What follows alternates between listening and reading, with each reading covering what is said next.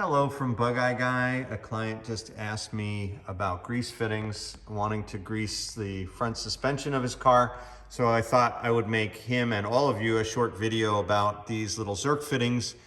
And they are critical to be greased regularly on these sprites, any Spridget or any old British car for that matter.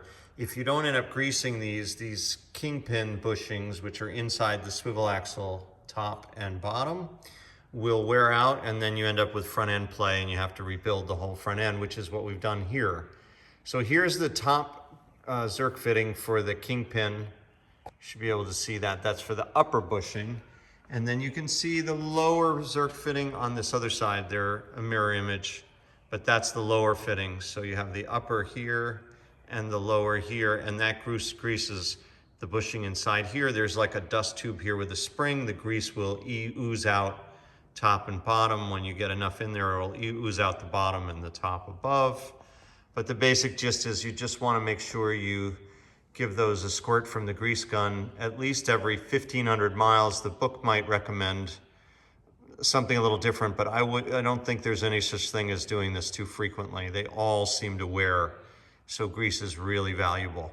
You may on your car have tie rods that are greasable. A lot of the new ones are coming through sealed, so that's not always available to grease.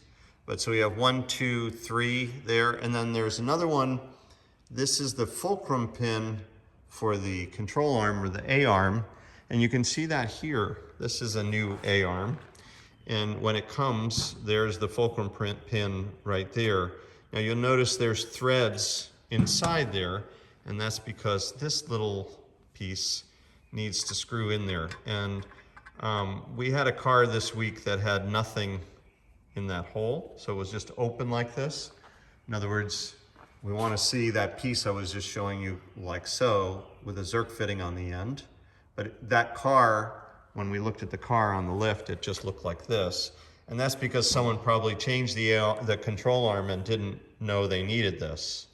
So the net effect is that this was open to dirt and the atmosphere, and that's not good. So you want to have this fitting in place, which we sell in our catalog. We sell all this stuff in our catalog, but you want to make sure that Zerk fitting is there and that you grease that one as well, which will grease this union between the kingpin here in the middle.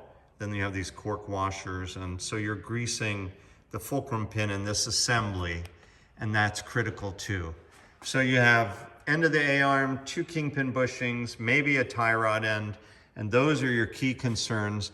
The older original steering racks, you'll also find a grease fitting right on the back side. It's back here behind on the passenger side on a left-hand drive car, right by this mount. There's grease fitting there. But if you have a new steering rack, it will not have that. It'll be sealed.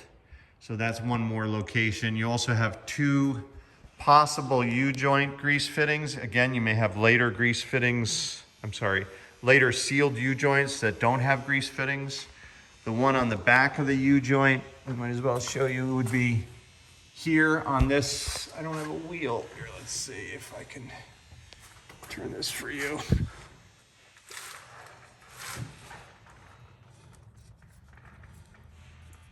There it is. Look at that. So there's one grease fitting on your U-joint, and the other one is located about here, and you have to go here. You have to go through the tunnel inside the car. The door is closed, but there is a rubber plug on the tunnel inside the car where you could access that front Zerk fitting.